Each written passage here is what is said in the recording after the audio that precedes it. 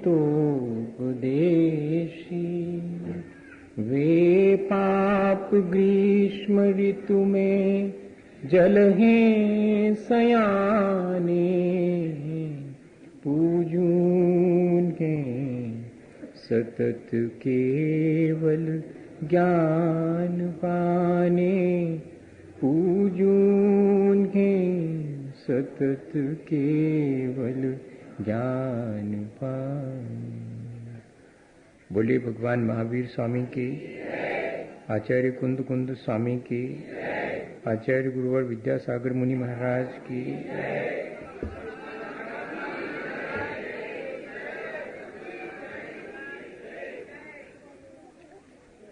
हम सभी लोग अपने जीवन को अच्छा बनाना चाहते हैं और यही कारण है कि हमारे मन में अपने जीवन को अच्छा बनाने की प्रक्रिया पर विचार करने का भाव उत्पन्न होता है और हम रोज मिल बैठकर अपने जीवन को अच्छा बनाने की प्रक्रिया पर विचार करते हैं। उस विचार के अनुरूप हम अपने जीवन को कितना अच्छा बना पाएंगे, ये अगला कदम है। पहला कदम यही है कि मैं जीवन को अच्छा बनाने के लिए संकल्पित हूं, और इतना ही नहीं, अच्छा जीवन कैसे बने इस बात पर मैं विचार भी करता हूं। हम अपने जीवन को खुद झांक करके देखते हैं अपने भीतर, तो हमें सब कुछ कई बार एकदम ठीक लगता है। हमें ऐसा नहीं लगता कि हम जैसा जीवन जी रहे हैं उसमें कुछ गड़बड़ी है। तब ऐसी स्थिति में ये कैसे मालूम पड़े कि सचमुच हम जैसा जीवन जी रहे हैं वो ही ठीक है? उसके लिए जरूरी है कि दूसरे के संबंध से हम अपने जीवन को देखें कि वो कैसा है। इन रिलेशन टू अदर्स, दूसरे से मेरा जिस तरह का संबंध है उससे मालूम पड़ता है कि मैं कैसा हूं। दूसरे की दृष्टि से मैं अपने आप को देखूं तो मुझे मालूम पड़ेगा कि मैं कैसा हूं। अब दूसरे की दृष्टि से तो मैं अपने को नहीं देख सकता, तो मैं इतना ही कर सकता हूं कि मैं अपने संबंधों को जरा ठीक से एनालिसिस करूं और देखूं कि मैंने इस संसार में किस किस से किस तरह के संबंध बनाए हैं। मैं वस्तु, व्यक्ति और घटना से, तीनों से अपने संबंध निर्मित करता हूं।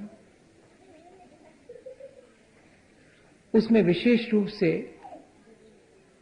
वस्तु और व्यक्ति के बीच मेरे संबंध अधिक होते हैं। घटना तो थोड़ी देर को घटित होती है और मैं उस घटना से क्षण भर को जुड़ता हूं और फिर भूल जाता हूं, लेकिन मेरा सबसे ज्यादा संपर्क वस्तु और व्यक्ति से होता है। उससे मैं संबंध निर्मित करके अपना जीवन जीता हूं। वस्तु और व्यक्ति में भी मैं गौर से देखूं तो मेरे संबंध जितने अधिक वस्तु से हैं उतने व्यक्ति से नहीं है, क्योंकि वस्तु से संबंध स्थापित करने में सुविधा है। किसी भी चीज को हम उस पर अपना अधिकार जमा करके उसे अपना कह सकते हैं।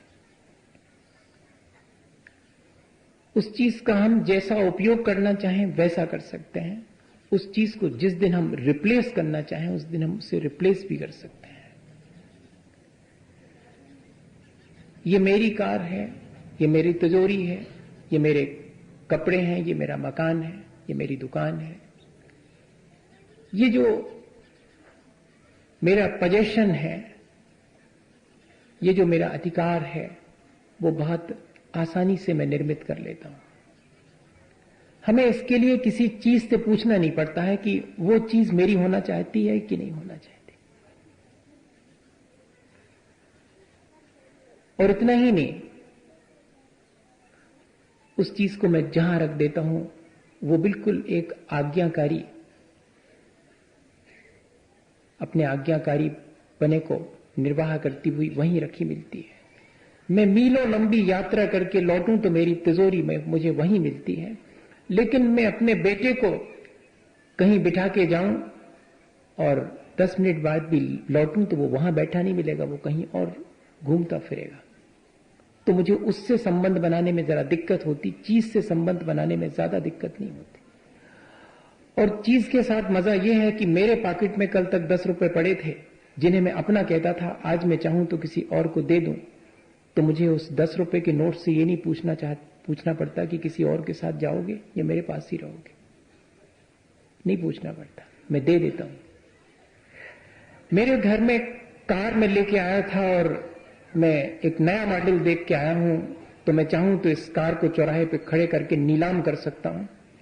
ये कार मेरे से मर्सी अपील नहीं कर सकती, दया की भीख नहीं मांग सकती, लोगों से ये जाके नहीं कह सकती कि मैंने वर्षों इनका साथ निभाया और आज मेरी जगह पर किसी और को लाके खड़ा कर रहे हैं। इसलिए इतना आसान है हमारा चीजों से संबंध बनाना। और आज हम देखते हैं कि वस्तु से संबंध व्यक्ति के सबसे ज्यादा है। एक कमरे में एक व्यक्ति और हजारों चीजें रह सकती हैं, लेकिन 2 व्यक्ति एक साथ नहीं रह सकते। ये इतनी आसान सी प्रक्रिया हमने अपना ली है, और जड़ वस्तुओं से संबंध बढ़ाने वाले की जड़ता कितनी होगी ये बहुत स्पष्ट दिखने में आ रहा है। और इसीलिए बौद्ध दर्शन में लिखा है कि जितना व्यक्ति जड़ पदार्थों से ममत्व रखता है उतनी उसकी तृष्णा बढ़ती चली जाती है, और जैन दर्शन में उसी को परिग्रह कहते हैं, क्योंकि ये इतनी गहरी आसक्ति है कि जिसको हम सहसा छोड़ नहीं सकते हैं। ऐसे सैकड़ों उदाहरण हैं कि व्यक्ति अपने हीरे जवाहरात को अपने शरीर से बांध करके और मरा। इतनी आसक्ति, इतना व्यामोह इन चीजों से हमारा हो जाता है। तो ये देखें, वैसे तो मुझे अपना मोह नहीं दिखाई पड़ता, वैसे तो मुझे अपनी तृष्णा नहीं दिखाई पड़ती, वैसे तो मैं ये कह सकता हूं कि मैं बहुत निष्प्रय हूं, मुझे किसी चीज की कोई जरूरत नहीं है, लेकिन मैं देखूं इन चीजों से मैंने कैसे संबंध बना रखे हैं, उससे मालूम पड़ेगा कि मेरी चेतना अभी किस ऊंचाई पर है, पहुंची है, या कि अभी अपने धरातल पर ही खड़ी हुई है। व्यक्ति से संबंध बनाने में बहुत ध्यान रखना पड़ता है, उसके मन का भी ध्यान रखना पड़ता है। तो व्यक्ति से भी हमने संबंध बनाए तो हैं, लेकिन बहुत सोच समझ के संबंध बनाए हैं। 3 तरह के संबंध हम चेतन आत्माओं से बनाते हैं। जड़ वस्तुओं से तो एक ही संबंध होता है, उपयोगिता का संबंध होता है, वे मेरे उपयोग में आती हैं और उनसे मेरा स्टेटस मैं तय करता हूं।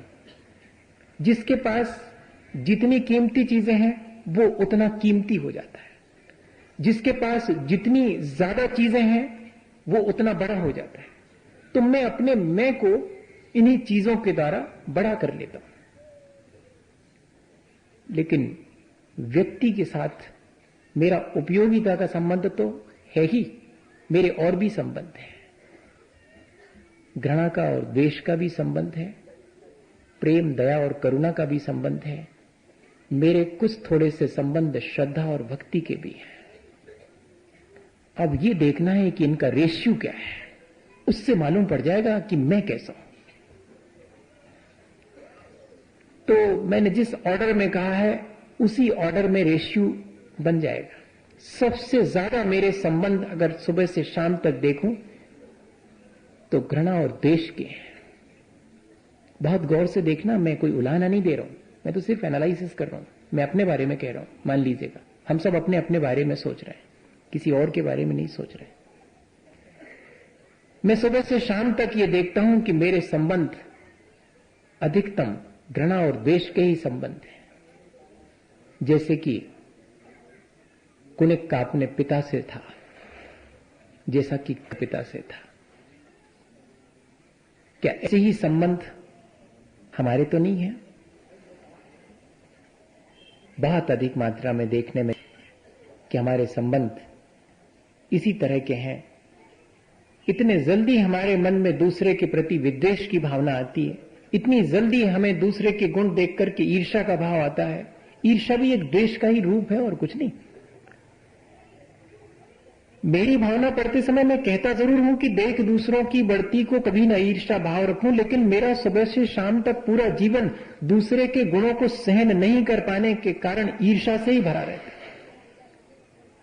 इवन मैं जब पूजा करता हूं तब भी मेरे मन में यह भाव आ जाता है।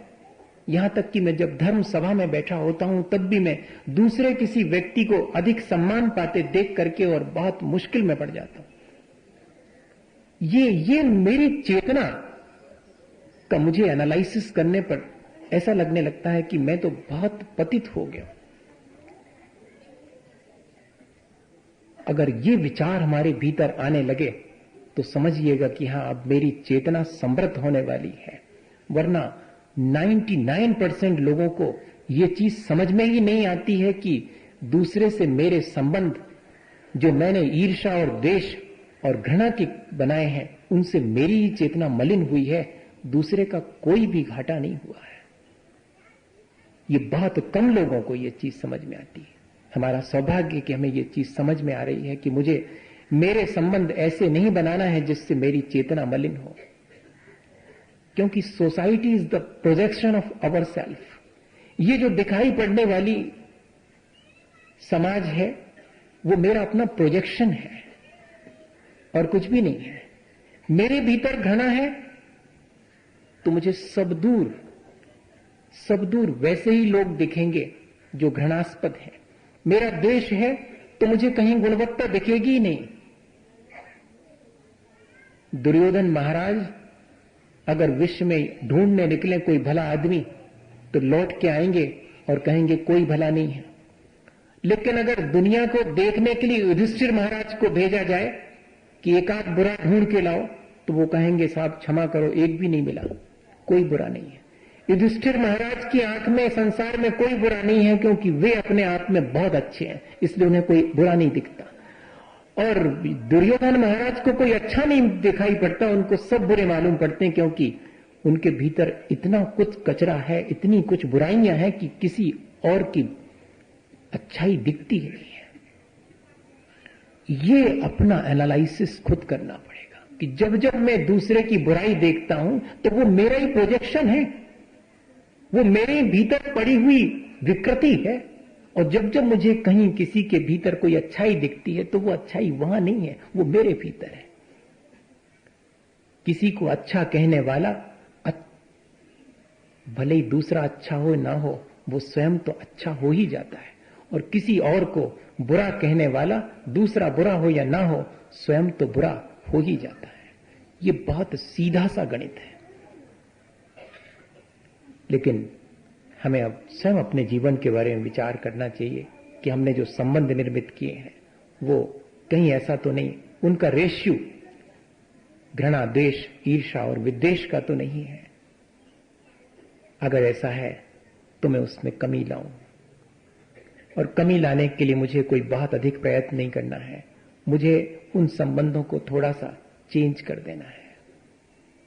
सुकरात से जब ये कहा गया, दार्शनिक थे, जब ये कहा गया कि एक व्यक्ति है जो तुम्हारा बहुत बड़ा शत्रु है और वो सोचता है कि मैं जब तक चैन से नहीं बैठूंगा जब तक सुकरात से अपना बदला नहीं ले लूंगा।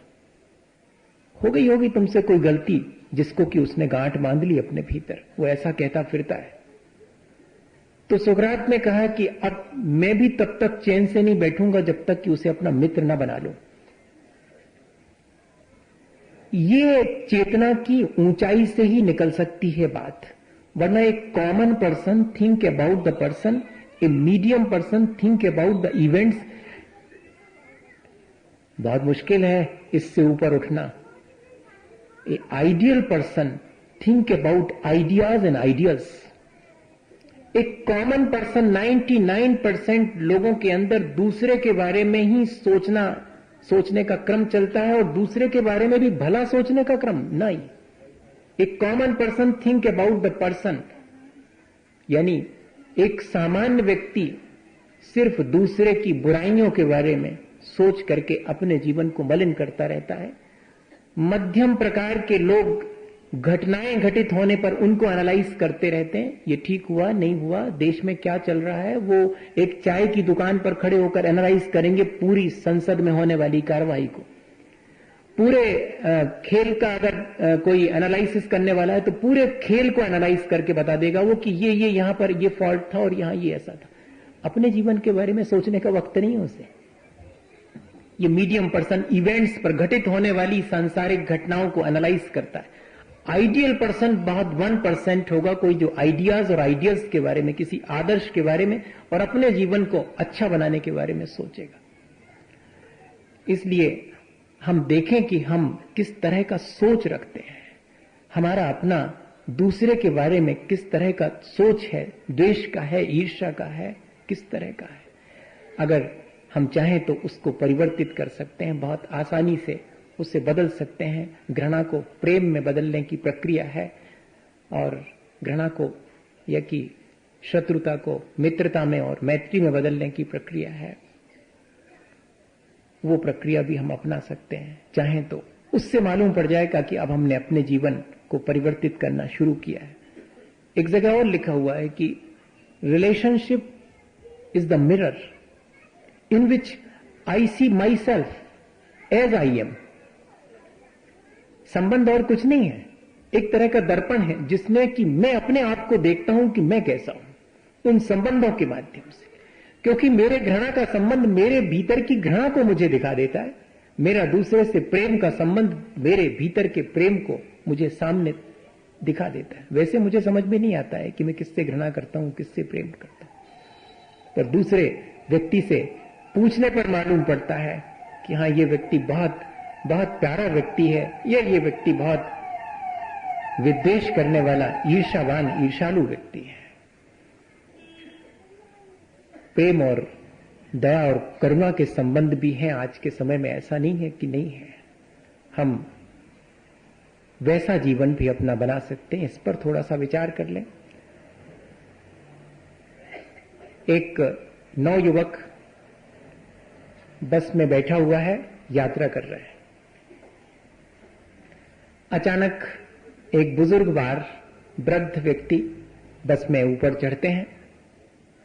वे देखते हैं कहीं स्थान हो बैठने का, लेकिन कहीं कोई स्थान उन्हें दिखाई नहीं पड़ता बैठने का। वे थके हारे वहीं हैंडल पकड़ करके खड़े हो जाते हैं। तेज गाड़ी चलने से वे गिरते गिरते बचते हैं।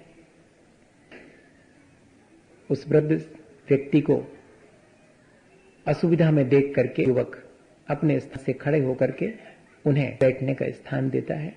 तो बाकी जो लोग बैठे हुए हैं हंस पड़ते हैं। वो हम ही लोग हैं, ऐसा मत समझना कि वो कोई और लोग हैं, ये हम ही लोग हैं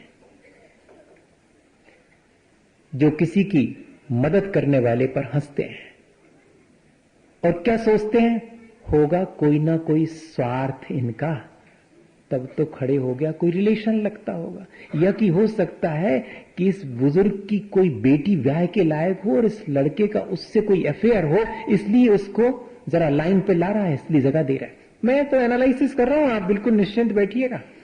हाँ, आप ऐसा मत सोचिएगा कि हमारे आचार्य भगवंत को ये सब चीजें नहीं मालूम थी, उन्हें सब कुछ मालूम था। उनकी आंख से ये संसार और इस संसार की अच्छाइयां बुराइयां कुछ भी नहीं छुपी हुई हैं।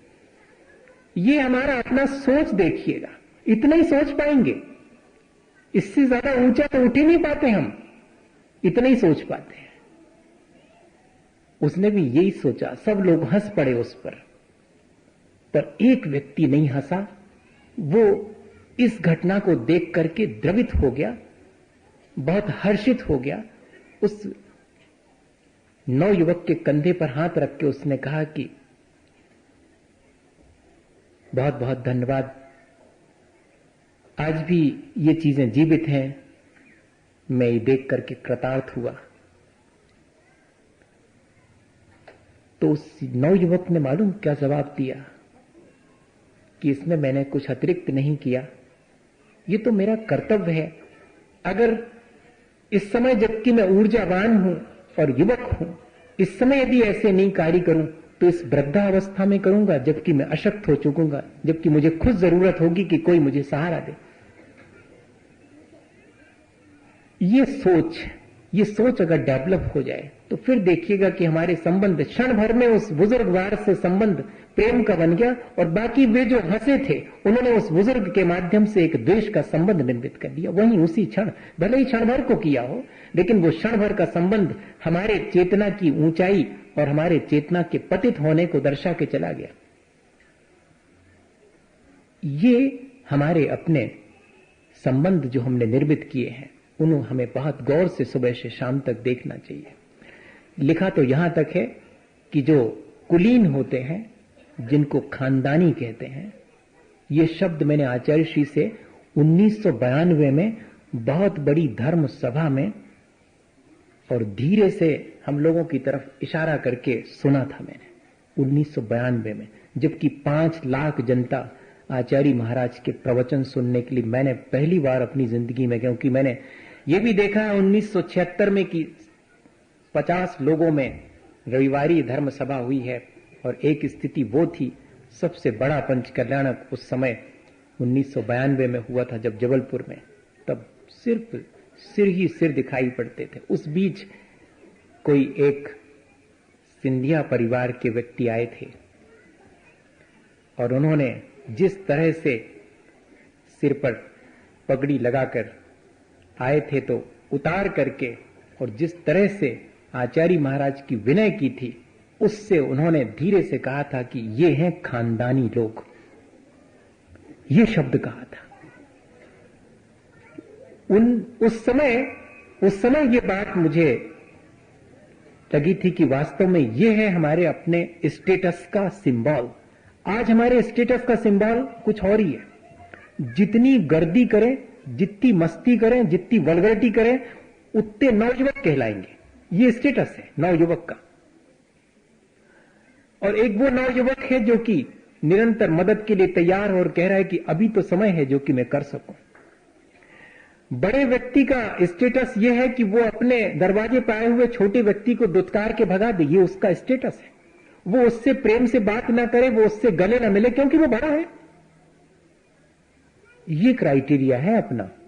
इसका मतलब है कि हमने अपनी चेतना को पतित होने में ही महान मान लिया है। ये भ्रम हमारे भीतर पैदा हो गया। अब ऐसी स्थिति में बताइएगा, बहुत मुश्किल है कि नहीं? कैसा लगने लगता है?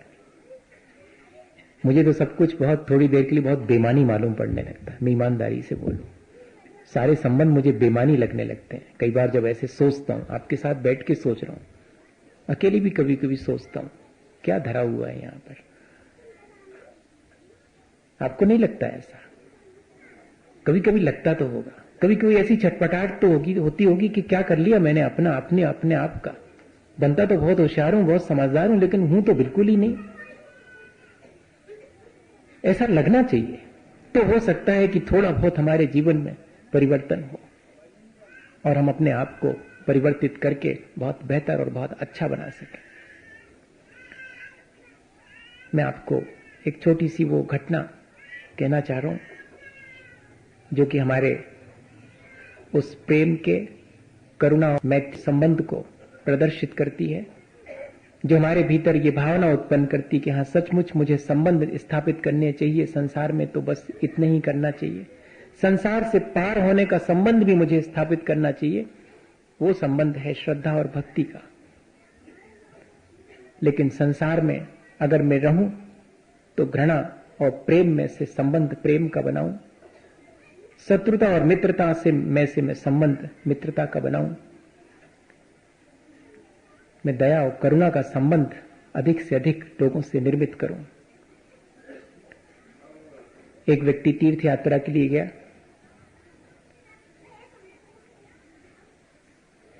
और रात 11 बजे वहां पहुंचा।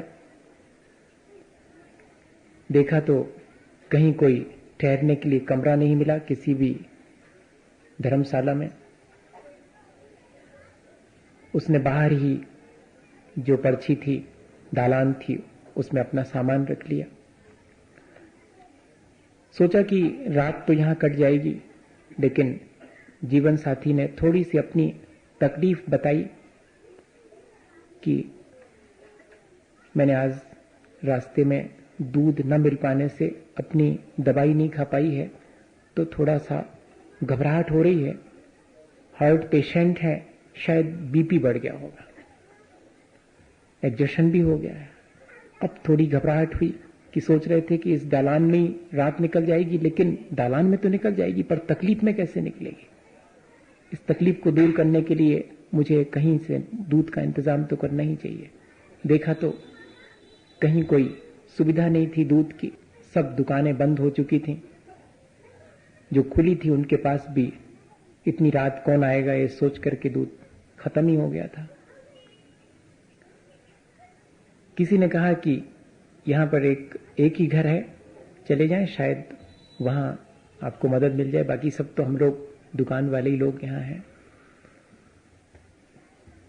रोशनी देख करके उस घर के दरवाजे पर पहुंच करके बहुत हिचकिचाहट होती है कि इतनी रात गए, किसी भले आदमी को जगाना तो ठीक नहीं है। अपरिचित व्यक्ति, इतना ध्यान रहता है क्या अपने को? बहुत मुश्किल है। अपना काम अटकने पर तो कुछ ध्यान नहीं रहता, दूसरे का काम अगर अटक जाए तो उसको 4 बातें सुनाने का ध्यान तो रहता है। कोई अगर रात 12 बजे अपने दरवाजे पर आ जाए तो क्या कहने का मन होता है कि भले आदमी हो क्या? लगते तो नहीं हो भले आदमी। 12 बजे रात को किसी को जगाना ठीक लगता है क्या? या कि हो सकता है कि दरवाजे नहीं खोलूं, कह दूं कि मैं अभी सो हुआ हूं, अभी नहीं हुआ, सुबह मिलूंगा। कितनी जल्दी मैंने उस व्यक्ति से द्वेष का संबंध स्थापित कर लिया, क्षण भर में। मैं उससे यह भी कह सकता था कि इतनी रात गए, आप आए हैं, मैं आपकी क्या मदद कर सकता हूं। ये तो बहुत कठिन है, इसके लिए तो चेतना की भलाई चाहिए। अब उस दरवाजे बहुत हिम्मत करके नॉक किया, खटाया, तो थोड़ी देर बाद किसी के आने की आवाज सुनाई पड़ी। लालटेन लिए एक वृद्ध व्यक्ति ने दरवाजा खोला और खोलते ही साथ लालटेन की रोशनी में इस अपरिचित तीर्थयात्री को देख करके, अरे कहा नहीं तुमने कि तुम आने वाले हो? अरे पहले तो खबर दे देते मुझे, और इतनी रात हो गई, और बहू कहां है? वाह भाई, बच्चों को लाए हो कि नहीं इस बार? अपरिचित व्यक्ति से कह रहे हैं। कैसा लग रहा है आपको? थोड़ा ढीला होगा उसका, नहीं क्या लग रहा है आपको? यही लग रहा होगा, और क्या लग सकता है? इससे ज्यादा क्या लग सकता है? कि ऐसा ही होगा? कोई ऐसा तो होता है क्या संसार में? ये कहां की घटना सुना रहे हैं महाराज जी? ठीक ठीक आदमी होगा, ऐसा लग ही नहीं सकता कि जो एक अपरिचित व्यक्ति से इस तरह बोल रहा है कि पहले सूचना देकर के आ जाते। और बहू को लाए कि नहीं, बच्चे हैं कहां हैं? वो अपनी बात कुछ कह ही नहीं पाया कि मैं दूध ढूंढने के लिए निकला हूं कि कहीं एक पाव दूध मिल जाए, और इसके पहले ही बुजुर्ग बाहर इतना सब कह चुके और ये कह रहे हैं कि बाहर ही खड़े रहोगे क्या? अरे बैठो, हाँ अंदर बैठो। और अपने बेटे को आवाज देता है कि देखो तो इतना बड़ा हो गया है और मुझे बिना खबर दिए हुए और आ गया, और बता भी नहीं रहा है कि बहू कहां है, बच्चे कहां हैं। जाओ जाओ, गाड़ी लेकर के जाओ, कहां पर है? अरे ये तो हक्का बक्का है कि ये बुजुर्ग बार क्या मेरे परिचित हैं, मैं तो इनको जानता ही नहीं हूं। वो हाथ जोड़ के कहता है कि सब लोग आए हुए हैं, लेकिन अभी मुझे और कोई जरूरत नहीं है, मुझे सिर्फ 1 गिलास दूध चाहिए। हाँ हाँ चाहिए तुम्हें 1 गिलास दूध चाहिए, अकेली तुम अपनी चिंता करते हो। चलो बैठो यहां पर। और कहां है बहू, कहां पर है, और बच्चे कहां हैं, और सामान वहां पर धर्मशाला में रख। अब तो कहते ही चले जा रहे हैं वो, और नहीं माने बहुत हाथ पैर जोड़े कि नहीं बस आप तो एक दूध दे दीजिएगा, बहुत तकलीफ है दवाई खाने के लिए, बहुत मुश्किल में, और अपने बेटे से वहां दूध भेजा, साथ में इस व्यक्ति को भेजा, सामान उठवा करके सबको ला करके अपने घर में जगह दी। ये सच्ची घटना सुना रहा हूं। इंदौर की नई दुनिया में धड़कन नाम के कॉलम में निकलती आस्था, जो पढ़ते हुए जानते होंगे, उसमें से पढ़ी थी मैंने और कहीं से नहीं लाया मैं। और उस व्यक्ति ने लिखा है कि मैंने तीर्थ यात्रा वास्तव में करने का आनंद उस क्षण में लिया। मैंने भगवान के दर्शन उस व्यक्ति के अंदर किए हैं। लोग पता नहीं किस मूर्ति में कौन से भगवान के दर्शन करते हैं, मैंने उस व्यक्ति के जीवन में खुद अनुभव किया। बताइएगा हमारा अपना सोच आज किस तरह का हो गया।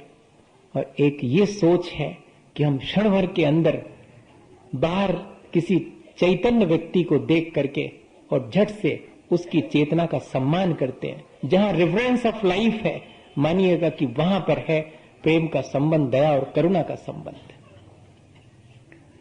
अभी तो हम अपनी चेतना का सम्मान चाहते हैं, लेकिन जहां जहां चेतना धड़कती है उस सबके सम्मान की भावना हमारे मन में कहां है? कहां है हमारे मन में ऐसा संबंध स्थापित करने की भावना? हो सकता है कि आप ये कहें, क्योंकि इस तरह की बात कहने के बाद मेरे पास प्रश्न आते हैं कि महाराज आप तो संबंधों की बात कर रहे हैं, हम तो सोच रहे थे कि संसार से पार होने के लिए संबंध ही छोड़ना पड़ेंगे, आप भी सबरे संबंध छोड़ के आए और हमें संबंधों की बात बता रहे। जी तो संसार की बात बता रहे हैं आप। ऐसा आपको लग सकता है और मेरे पास हो सकता है कि अगले दिन प्रश्न भी आ जाए। मैंने पहले ही क्लियर कर दिया है। जबकि हम सुबह से शाम तक इन्हीं संबंधों में जीते हैं। अभी तो मैंने ये नहीं कहा कि देह से मेरा कौन सा संबंध है, अपनी ही नहीं दूसरे की देह से भी मेरा कौन सा संबंध है। अभी तो इस पे एनालिसिस नहीं है, कभी करूंगा, इस पर भी करूंगा। अभी तो सिर्फ वस्तु और व्यक्ति से संबंध जो हमने बना रखे हैं उनकी हम चर्चा कर रहे हैं। उससे मालूम पड़ता है कि हमारी चेतना कैसी है। और आखिरी इस संसार से पार होने का संबंध है, वो है अपने पूज्य पुरुषों के प्रति श्रद्धा और भक्ति का संबंध। हो सके तो घृणा और द्वेष के संबंधों में कमी ला करके सबसे प्रेम और करुणा का संबंध हम निर्मित करें। एक बहन जापान गई थी अपने स्टडी के लिए, मेरे से आशीर्वाद लेके गई थी। और मैं आपसे कह दूं कि वो कोई जैन बेटी नहीं थी। हाँ, ये नहीं समझना कि वो जैनी थी, लेकिन उसकी श्रद्धा। जाते समय आशीर्वाद लेके गई, लौट करके 1.5 साल बाद सबसे पहले अपने घर आने के बाद उसने कहा कि गुरुजी के पास जाऊं। ठीक है। मेरे पास आकर के जब सारा कुछ उसने बताया कि ऐसा है वहां, ऐसा है वहां, बहुत प्रशंसा की। रात 12 बजे भी किसी के दरवाजे पे नॉक करो तो सबसे पहले वो पूछता है कि मैं आपके लिए क्या कर सकता हूं। और अगर अपन ये कहें कि फलानी जगह जाना है तो ये नहीं कहता कि ऐसे ऐसे चले जाना, वो कहता थोड़ा ठहरो मैं आता हूं, और जल्दी से तैयार होकर आपके साथ आपको भेज के आएगा। इतना मैनर है वहां पर। ये सब चीज तो बहुत अच्छी है। बाजू में एक कोई टाइपिस्ट लेडी थी बाजू के कमरे में, तो वो एक दिन आकर के बोलती हैं कि मैं अपने टाइम टाइपिंग के चेंज कर लूं अगर मेरी टाइपिंग से आपको कोई असुविधा होती हो, क्योंकि आप मेरे देश में मेहमान बन के आई हुई हैं। वो इतना केयर करते हैं, सब कुछ है। मैंने कहा तब तो बहुत अच्छा शहर, बहुत अच्छा देश है। तो फिर यहां वापस काहे को आ गए बेटे? मैंने सीधा पूछा। वहां तो बहुत अच्छा था फिर तो। बोलती नहीं, वहां सब कुछ है, वहां सब एक दूसरे का ध्यान रख सकते हैं, लेकिन वहां हम किसी को अपना नहीं कह सकते हैं। वहां पर कोई आत्मीयता नहीं है। वहां सब एक दूसरे का उपयोग करते हैं, सब एक दूसरे के काम आते हैं, लेकिन कोई किसी का अपना नहीं है। वो जो एक आत्मीयता है, वो जो एक परस्पर एक दूसरे के लिए एक दूसरे के सुख दुख में सहयोगी बनने का है, वो नहीं है वहां पर। संबंध वहां नहीं है। ये हमारी अपनी विशेषता है, हमारी अपनी भारतीय संस्कृति की। यहां हम यहां हम आत्मीयता के और अच्छे संबंध बनाते हैं, एक दूसरे के कल्याण में कारण बनते हैं। इस चीज को हम धीरे धीरे भूलते जा रहे हैं। वो जो श्रद्धा और भक्ति के संबंध है वो तो बहुत थोड़े से हैं, वो तो मंदिर तक ही सीमित है। वो तो मेरा 1 घंटे का जॉब है। वो एक जॉब है मेरा, 1 घंटे का पार्ट टाइम जॉब है मेरा। वो मैं आता हूं और भगवान के सामने और गा करके बजा करके और खूब भक्ति भाव अपना प्रदर्शित करता हूं। लगता तो है जैसे कि मेरी भक्ति बहुत है, मेरी श्रद्धा भगवान के प्रति बहुत है, लेकिन ऐसे नहीं मालूम पड़ेगा ये श्रद्धा और भक्ति। वो तो जब मालूम पड़ती है जब मैं दुकान पे बैठा रहता हूं और जब मेरी अंतरात्मा की आवाज बेईमानी नहीं करने के लिए कहती है और मैं उसे दबा करके कहता हूं कि यहां ऐसे नहीं चलेगा, वो मंदिर नहीं है, ये दुकान है। तब मालूम पड़ता है कि मेरी कितनी श्रद्धा है, मेरी कितनी भक्ति है। ज्यादा कठिन तो नहीं लग रहा? आप कहेंगे तो मैं इतना ज्यादा एनालिसिस नहीं करूंगा। आपको खुश करने वाली बात, अभी तो आप खुश नहीं हो रहे हैं मेरे से, आपको लग रहा है कि क्या क्या कर रहे हैं, गड़बड़ हो रही है, ये तो बिल्कुल जी कैसे पाएंगे, ऐसे तो बहुत मुश्किल है। एक व्यक्ति कहने लगे कि महाराज ये सब बातें कहने सुनने में प्रवचन तक अच्छी लगती, फिर जीवन में तो अच्छी नहीं लगती। वो बिल्कुल ये स्थिति हम लोगों के साथ, हम लोग सब जानते समझते हैं, पर हमारा अपना जीवन किस तरह बीत रहा है इसके बारे में थोड़ा सा विचार करना और शुरू कर दें। क्या वो जो मंदिर की श्रद्धा और भक्ति है वो मेरे जीवन में आ पा रही है? मेरे अपने रोजमर्रा के जीवन में उसका कोई जरा भी फैलाव मुझे दिखाई पड़ता है? ये तो कोई विरले ही लोग होते हैं, जैसे कि विनोबा जैसे लोग, जो अपने कमरे में झाड़ू लगाते समय पूछने पर कि क्या कर रहे हो, कहते भगवान की प्रार्थना कर रहा हूं। अजीब आदमी हो, झाड़ू लगा रहे हो और कह रहे भगवान की प्रार्थना कर रहा हूं। हाँ, भगवान ने यही तो कहा है कि जैसे मैं अपने कमरे का कचरा पसंद नहीं करता और उसे झाड़ कर बाहर फेंकता हूं, ऐसे ही मुझे अपने मन के द्वेष, ईर्ष्या, क्रोध, कषाय, मिथ्यात्व, ये सब जितनी कचरे हैं इनको लिखा के बाहर फेंकना, यही तो भगवान ने कहा। इसलिए मैं वही करता रहता हूं। ये कचरा निकालने और मुझे किसी और व्यक्ति की जरूरत नहीं पड़ती कि मेरा कमरा झाड़ने की एक प्यून वो लाओ, स्वीपर लाओ। मैं अपने हाथ से कर लेता हूं। मैं ये मान के करता हूं कि जैसे मैं प्रार्थना कर रहा हूं। प्रार्थना करने का मेरा ढंग इस तरह का है। आपका प्रार्थना करने का यही ढंग की घंटी बजाई, जलधारा करी, जय जय जय नाथ परम गुरु होए, हाँ बस। और फिर बाद में बाहर निकले तो फिर तो सब शुरू हुए, जो भी चलता संसार में, आप परम गुरु हुए वो उधर के लिए। नहीं ऐसा नहीं होना चाहिए। इतना अलग अलग जीवन नहीं होना चाहिए, इतना खंडित तो नहीं होना चाहिए। कुछ तो उसका मैनिफेस्टेशन, कुछ तो उसका फैलाव मेरे जीवन में भी, विस्तार उसमें भी दिखना चाहिए। मैं ये कह रहा हूं, और कोई बहुत विशेष बात नहीं कहना चाहिए। वो जो श्रद्धा और भक्ति का मेरा संबंध है वो बहुत ऊंचा संबंध है। वो मुझे संसार से पार करने वाला संबंध है। वो मुझे निर्मित करना था, वो भी मैंने इस तरह से बहुत सुपरफिशियल, बहुत सतही स्थापित किया है श्रद्धा और भक्ति का। और वो भी कितने घंटे भर के लिए। जब जब मैं भगवान के सामने होता हूं तब भगवान को मैं हमेशा अपने सामने रखूं अगर मेरी श्रद्धा और भक्ति है। और जब जब वो मेरे सामने रहेंगे तो फिर मैं बेईमानी कर ही नहीं पाऊंगा। फिर मैं कहीं भी किसी भी अवस्था में रहूं, अगर मेरा श्रद्धा और भक्ति का संबंध है जिसके प्रति है, तो वो 24 घंटे मेरी आंख के सामने है। जैसे कि किसी बेटे से पूछा जाए कि मां की याद आती है क्या, तो वो कहेगा भूलते ही कब हूं जो अलग से याद करना पड़े, मुझे याद ही उन्हीं की बनी रहती और किसी की आती नहीं। क्या ऐसा है भगवान के प्रति हमारा श्रद्धा और भक्ति का भाव? एक छोटी सी घटना मिनट में हो जाए। आज 10 बजे तक करेंगे अपन, है ना, 9:45 से 10 कर लेते हैं, 15 मिनट। संडे है, उसको क्या आप करनी पड़ेगा, एडजस्ट करनी पड़ेगा। वो कहानी 10 मिनट तो लगेंगे उसमें। क्या हुआ, एक जहाज, पानी का जहाज एक द्वीप के किनारे रुका। बहुत लंबी यात्रा हो गई थी। सामने द्वीप दिखाई पड़ा, आइसलैंड, टापू भी कहते हैं अपन। वहां उन्होंने उसको रोका देखें यहां कुछ मिलता है अपने लिए कि नहीं मिलता है, थोड़ा रेस्ट हो जाएगा, फिर आगे चलेंगे। उतरते ही साथ उन्हें दिखा कि और तो कुछ नहीं है, लेकिन एक मंदिर दिख रहा है, बहुत पुराना सा, जीर्णशीर्ण, चल के देखना चाहिए। तो उसमें जो पंडित नुमा या पुरोहित जैसे, पुजारी जैसे लोग थे, उनको तो बहुत ज्यादा इंटरेस्ट था मंदिर दिखते ही साथ। हाँ, होता है इस तरह का, इसमें होना ही चाहिए। मैंने पंडित नुमा शब्द कहा तो बुरा तो नहीं लगा आपको, क्योंकि पंडित होना बहुत कठिन है, पंडित नुमा होना बहुत आसान है।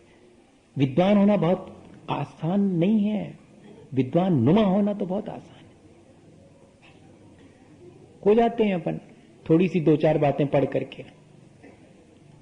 तो इसलिए ये शब्द मुझे अच्छा लगता है कि पंडित नुमा, जैसे कि हम सब मनुष्य नुमा प्राणी हैं। हाँ, मनुष्य तो नहीं हो तो मनुष्य नुमा ही कहना पड़ेगा, और क्या कहेंगे बताइए, आप ही बताइए। अब उनको वहां इंटरेस्ट की मंदिर है, चलते देखें। तो वहां जाकर के देखा तो 3 संत पुरुष जैसे दिख रहे थे। इनको लगा कि लगता है ये हमसे भी ज्यादा जानकार है, और अपने से ज्यादा जानकार कोई दिख जाए तो फिर बड़ी मुश्किल होती है। फिर तो ये लगता है कि जरा इनकी परीक्षा करके देखूं क्या क्या आता है। अगर आप कुछ पढ़ रहे हो और किसी से बताएं कि हम ये पढ़ रहे हैं, तो मालूम वो क्या करेगा? से पहले अच्छा ये चीज कैसी है, ये चीज कैसी है, और फिर बाद में आप बता नहीं पाएंगे तो भीतर ही भीतर मजा लेगा, कह रहे जानता वानता कुछ नहीं है, डिग्री जरूर है इसके पास, बाकी अपन तो ठीक है।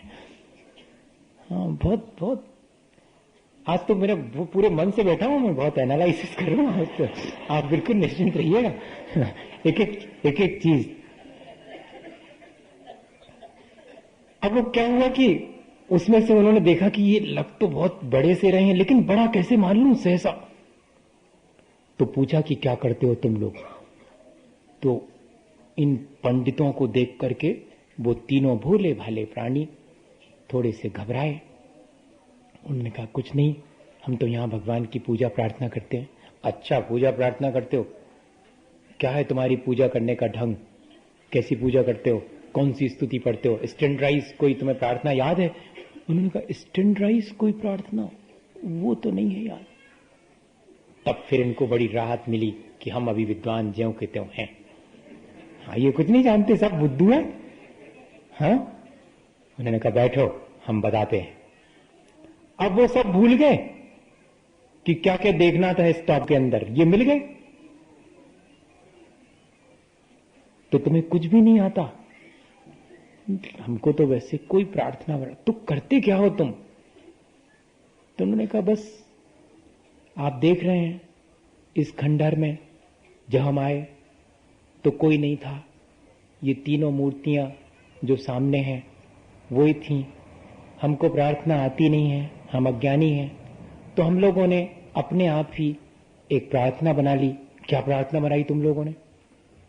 यही कि you are 3, we are 3, have mercy with us. आप भी 3 हैं, हम भी 3 हैं, हम पर दया बनाए रखना। अब इससे ज्यादा क्या? उन्होंने कहा सब गलत, ये कोई प्रार्थना होती है क्या?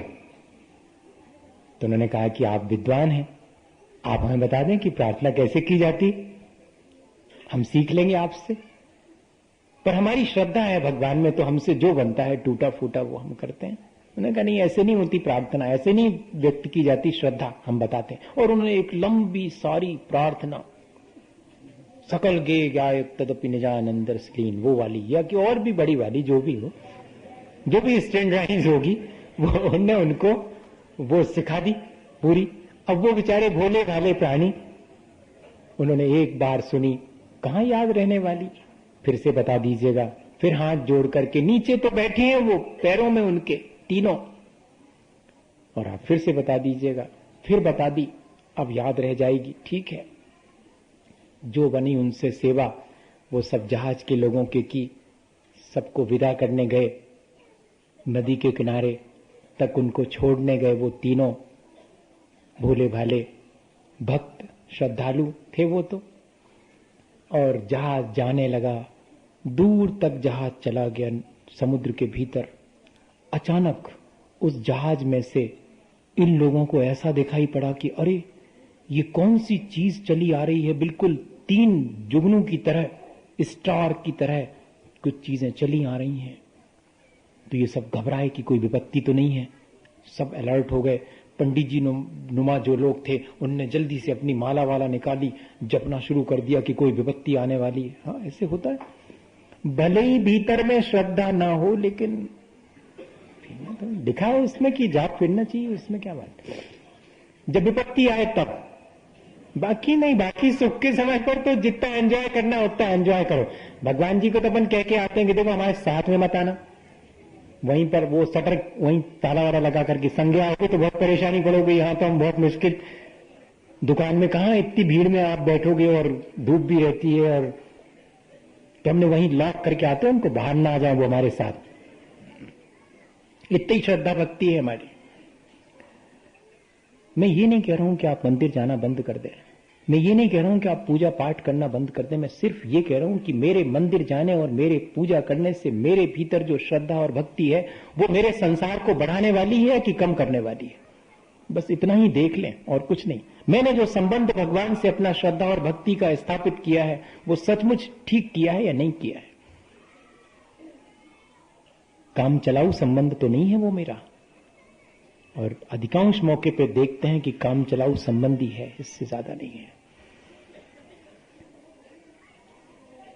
वो जैसे जैसे वो ज्योति जैसी चीजें पास आती गईं, दहशत बढ़ती गई, लेकिन बहुत निकट आई तो लोगों ने देखा कि अरे ये तो वही तीनों हैं जिनको कि हम अभी प्रार्थना सिखा करके उस टापू पर आए थे, और ये ऐसे चले आ रहे हैं, बिल्कुल अनलाइटेड, बहुत चमक रहे हैं ये तीनों, और पानी पर ऐसे चले आ रहे हैं। अब तो वो जो पंडित जी वगैरह थे, विद्वान थे, वो सकते में आ गए। आंगन फांगन उनको जल्दी से जहाज के ऊपर चढ़ाया। जैसे ही वो तीनों जहाज के ऊपर आए और पंडित जी को देखा, साष्टांग हो गए।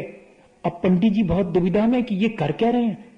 हाथ जोड़ के बोले कि वो जो आप प्रार्थना सिखा आए थे वो तो भूल गई हमसे, आप कृपा करके, हम इसीलिए आए आपके चरणों में कि आप फिर से प्रार्थना सिखा दो।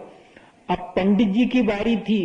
पंडित जी उनके चरणों में झुके हुए हैं और कह रहे हैं कि आप ही की प्रार्थना सही है, you are 3 we are 3, have mercy with us. उसकी वजह से यहां तक आप ऐसे चले आए। हमारी ये जो स्टैंडर्डाइज हमने बना रखी है प्रार्थना, जिसको हम रोज भगवान के सामने दोहरा लेते हैं, जिसका एक अंश भी हमारे जीवन में प्रकट नहीं होता है, और तुम्हारी श्रद्धा तुम्हें कितना निश्चित और कितना सहज और सरल बना गई है। ऐसा संबंध अगर हमारा निर्मित हो जाए तो हम इन सारे संसार के संबंधों से बहुत ऊपर उठ सकते हैं और अपने जीवन को बहुत अच्छा बना सकते हैं। हमें सद्बुद्धि मिले, हम जल्दी से जितना जीवन शेष रहा है उसमें ऐसा कुछ करें जिससे कि हमारा जीवन और अच्छा बन सके। यहां से विदा लेते समय हम निराश होकर के न लौटें कि कुछ भी तो नहीं कर पाए, बल्कि बहुत प्रसन्नता पूर्वक लौटे कि मैं मनुष्य हुआ तो मुझे जो करना था मैंने वो किया और अब यहां से विदा ले रहा हूं। ऐसी भावना हमारे भीतर बनी रहे।